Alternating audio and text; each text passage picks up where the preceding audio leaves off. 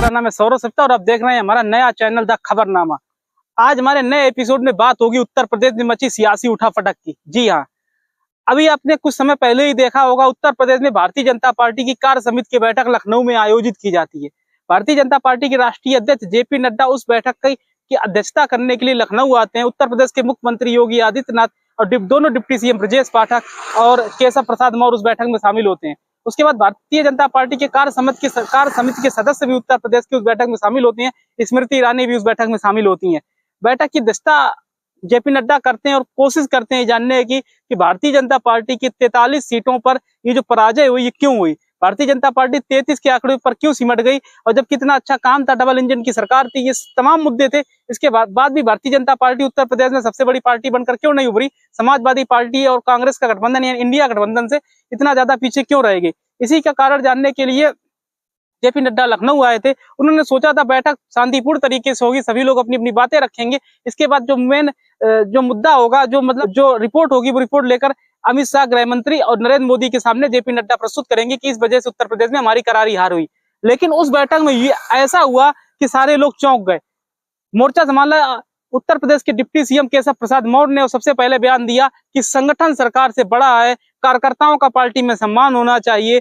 इस जैसे ही ये बयान उन्होंने दिया, वैसे ही वहां पे तमाम कार्यकर्ताओं ने ताली बजाकर उनका ये बयान का समर्थन किया। उसके बाद योगी आदित्यनाथ ने जब मोर्चा संभाला तब वो बयान देते हैं कि अति आत्मविश्वास की वजह से उत्तर प्रदेश में चुनावी हार हुई। तो एक तरीके से देखा जाए तो डिप्टी सीएम कुछ और बात कह रहे थे और उत्तर प्रदेश के मुख्यमंत्री योगी आदित्यनाथ कुछ और बात कह रहे थे। इसके बाद किसी तरीके से जब ये दोनों भाषण खत्म हुए, उसके बाद तमाम लोगों की बात सुनी जेपी नड्डा ने और वो वापस दिल्ली चले गए। उसके बाद केशव प्रसाद मौर्य भी दिल्ली गए और जेपी नड्डा से मुलाकात करने की कोशिश की। हालांकि एक दिन उनकी मुलाकात नहीं हो पाई, दूसरे दिन जेपी नड्डा से उनकी मुलाकात हो गई। उसके बाद उन्होंने फिर वही ट्वीट कर दिया कि संगठन ही सरकार से बड़ा है और कार्यकर्ता ही सर्वोपरि है। इसके बाद कुछ देर बाद ही उन्होंने उस ट्वीट को डिलीट कर दिया। फिर उसके एक घंटे बाद फिर उन्होंने वही ट्वीट दोबारा कर दिया कि संगठन ही सरकार से बड़ा है और कार्यकर्ता ही सर्वोपरि है। अखिलेश यादव ने भी तुरंत उसको मुद्दा बनाया। उन्होंने कहा दिल्ली और लखनऊ की जो ये आपस में रस्साकसी है, इसी की वजह से दोनों में अंतरकलह है।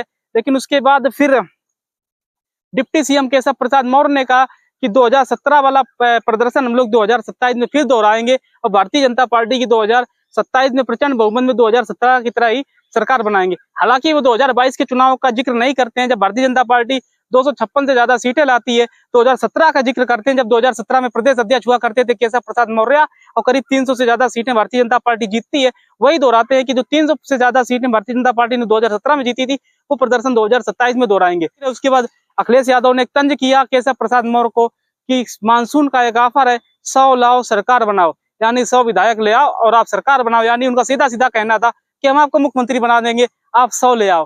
हालांकि वो जानते थे कि केशव प्रसाद मौर्य 100 विधायक नहीं ला पाएंगे, क्योंकि जो योगी आदित्यनाथ की सरकार है और ऊपर से नरेंद्र मोदी का वो समर्थन है योगी आदित्यनाथ के प्रति, इन स्थितियों को देखते हुए 100 विधायक केशव प्रसाद मौर्य किसी भी हालत में लेकर अखिलेश यादव के पास नहीं जा सकते थे। लेकिन उसके बाद केशव प्रसाद मौर्य अखिलेश यादव की तरफ हमलावर हो गए कि 2027 में 2017 वाला प्रदर्शन भारतीय जनता पार्टी दोहराएगी और प्रचंड बहुमत से ही भारतीय जनता पार्टी की सरकार बनेगी। हालांकि केशव प्रसाद मौर्य और योगी आदित्यनाथ की सियासी खींचतान अभी भी जारी है। लखनऊ और दिल्ली में लगातार सामंजस्य बनाने की कोशिश की जा रही है। आरएसएस का जो हाथ है वो बताया जा रहा है योगी आदित्यनाथ के प्रति है। वो आरएसएस नहीं चाहता योगी आदित्यनाथ उत्तर प्रदेश के मुख्यमंत्री पद से हटाए जाए, लेकिन बताया जा रहा है जो जातीय समीकरण में उलझा हुआ उत्तर प्रदेश की राजनीति है, उसको देखते हुए भारतीय जनता पार्टी को फैसला लेना पड़ रहा है कि उत्तर प्रदेश से योगी आदित्यनाथ को हटाकर किसी ओबीसी मुख्यमंत्री या किसी दलित समुदाय के मुख्यमंत्री को समुदाय से आने वाले व्यक्ति को उत्तर प्रदेश का मुख्यमंत्री बनाया जाए, जिससे 2027 के चुनाव में सियासी बढ़त ली जाए। क्योंकि भारतीय जनता पार्टी ये जान चुकी है कि जो योगी आदित्यनाथ के ऊपर एक टैग लगा था महेंद्र का, वो अखिलेश यादव ने जो पीडीए की रणनीति बनाई, उसके बाद वो टैग थोड़ा धूमिल हो गया है। अब समाजवादी पार्टी का भी अब ट्विटर हैंडल देखिए, उनकी सोशल मीडिया अकाउंट देखिए, योगी आदित्यनाथ के रूप में उनको निशाना नहीं बनाया जाता है, अजय सिंह बिष्ट के नाम से निशाना बनाया जाता है। जो उनकी एक छवि थी, लोग उनको नहीं जानते थे कि योगी आदित्यनाथ किस जाति संप्रदाय से आते हैं। अब समाजवादी पार्टी ने उनको ये लोगों के अंदर भ्रांतियां पैदा कर दी कि योगी आदित्यनाथ सवर्ण है, यानी ठाकुर समुदाय से, क्षत्रिय समुदाय से आते हैं। तो बैकवर्ड क्लास और दलित समुदाय में ये भ्रांतियां फैल गई कि योगी आदित्यनाथ महंत नहीं है, क्षत्रिय समुदाय से आते हैं। और आप जानते हैं उत्तर प्रदेश में जातीय राजनीति कितनी है, मायने रखती है। जातीय राजनीति पर उत्तर प्रदेश में चुनाव लड़ा जाता है।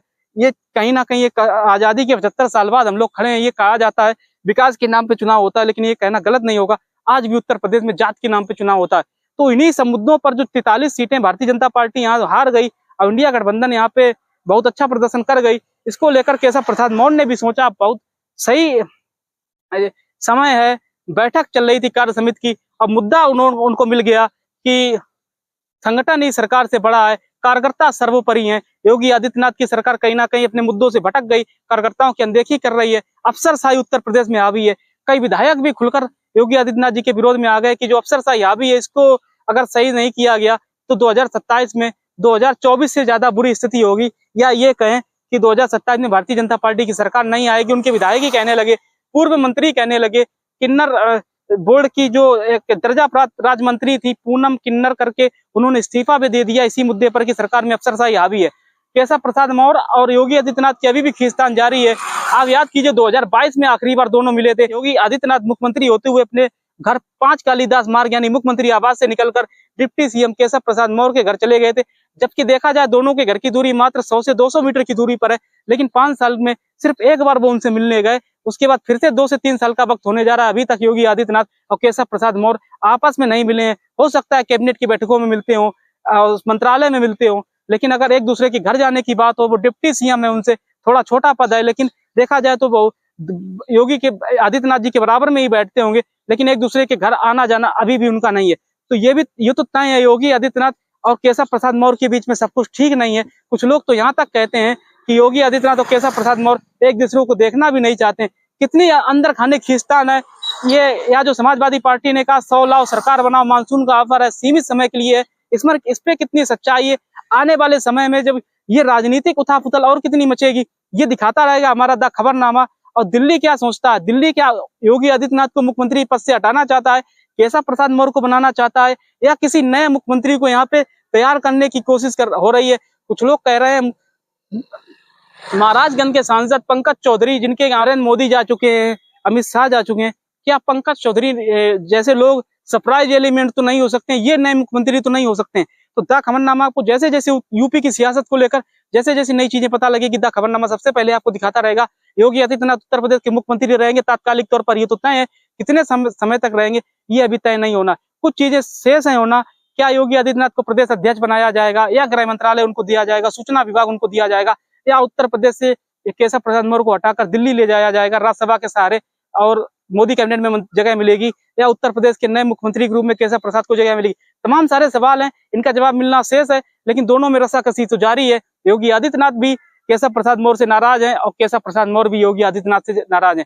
आने वाले एपिसोड में दिखाएंगे कि ये राजनीति कहां तक पहुंची, कब तक इनके बीच में होगी सुलह या नहीं होगी सुलह, और उत्तर प्रदेश का नया मुख्यमंत्री क्या कौन हो सकता है, या योगी आदित्यनाथ 2027 तक उत्तर प्रदेश के मुख्यमंत्री बने रहेंगे।